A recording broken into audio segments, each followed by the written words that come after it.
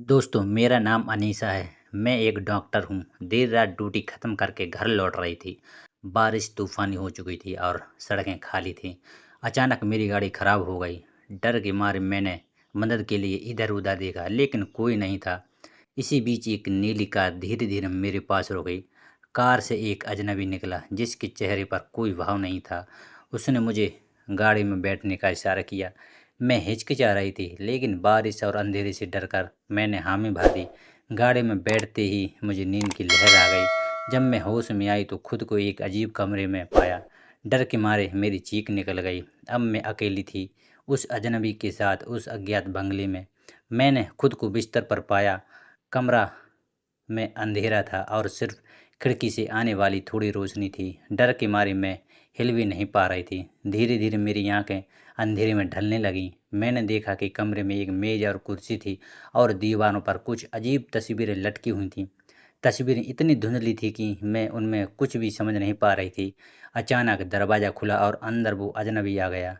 उसके हाथ में एक मोमबत्ती थी, जिसकी रोशनी में उसका चेहरा और भी डरावना लग रहा था। तुम कहाँ जा रही हो? उसने अजीब सी आवाज़ में मुझसे पूछा। मैं डर के मारे बोल नहीं पा रही थी। डर मत, उसने कहा। मैं तुम्हें कोई नुकसान नहीं पहुंचाने वाला। लेकिन मुझे उसकी बातों पर यकीन नहीं हुआ। मुझे जाने दो, मैंने चीख कर कहा। अजनबी ने मुस्कुराया। तुम कहीं नहीं जा सकती, उसने कहा। तुम अब मेरी हो। यह सुनकर मेरी चीखें बंगले में गूंज उठीं। मैंने हार मान ली थी। मैं जानती थी कि मैं अब उस अजनबी के चंगुल से कभी नहीं बच पाऊंगी। मैंने रोना शुरू कर दिया। कृपया मुझे जाने दें। मैं कुछ भी करने को तैयार हूँ, लेकिन मुझे जाने दो, मैंने डरते हुए कहा।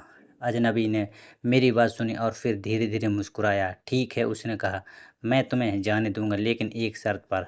मैंने उम्मीद की किरण देखी। क्या शर्त? मैंने पूछा। अजनबी ने उसकी ओर झुककर कहा, तुम्हें मेरे लिए कुछ करना होगा। मैं डर गई। क्या? मैंने पूछा। अजनबी ने मेरे कान में कुछ कहा। मेरी आंखें चौड़ी हो गईं। नहीं, मैंने चीख कर कहा, मैं ऐसा नहीं कर सकती।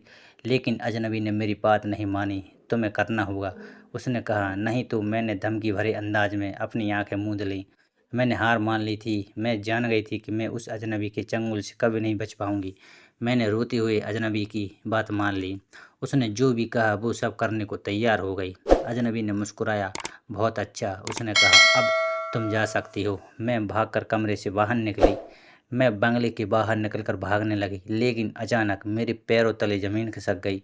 मैं एक गहरे गड्ढे में गिर गई। अंधेरे में मैंने चीखना शुरू कर दिया। कोई मेरी मदद करने नहीं आया। धीरे धीरे मेरी आवाज़ कमज़ोर होती गई। मैं गहरे गड्ढे में अकेली और डरी हुई थी। मैंने रोना बंद कर दिया था। उसे पता था कि अब कोई मेरी मदद करने नहीं आएगा। धीरे धीरे उसने हार मान ली। उसने अपनी आंखें बंद कर ली और मौत का इंतज़ार करने लगी। लेकिन तभी मैंने कुछ सुना। मुझे किसी के कदमों की आवाज़ सुनाई दी। मैंने अपनी आंखें खोल लीं। एक आदमी गड्ढे में उतर रहा था। वह आदमी मुझे जानता था। वह मेरा दोस्त था, जो पुलिस में काम करता। मुझे यकीन नहीं हुआ। तुम यहाँ क्या कर रहे हो? मैंने पूछा। मेरा दोस्त ने मुस्कुरा कर कहा, मैं तुम्हें बचाने आया हूँ। उसने मेरे हाथ पकड़ा और मुझे गड्ढे से बाहर निकाला। मैं रो पड़ी और मैं खुशी से झूम उठी। मेरा दोस्त मुझे पुलिस स्टेशन ले गया। वहाँ उसने पुलिस को सारी बात बताई। पुलिस ने तुरंत उस अजनबी की तलाश शुरू कर दी। कुछ घंटों बाद उन्हें अजनबी का पता चल गया। उन्होंने उसे गिरफ्तार कर लिया। मैं अब सुरक्षित थी।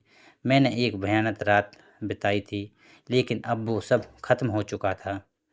तो दोस्तों, उम्मीद है आपको यह कहानी पसंद आई होगी। अगर आपको यह कहानी पसंद आई हो तो कृपया इसे लाइक और शेयर करें। धन्यवाद।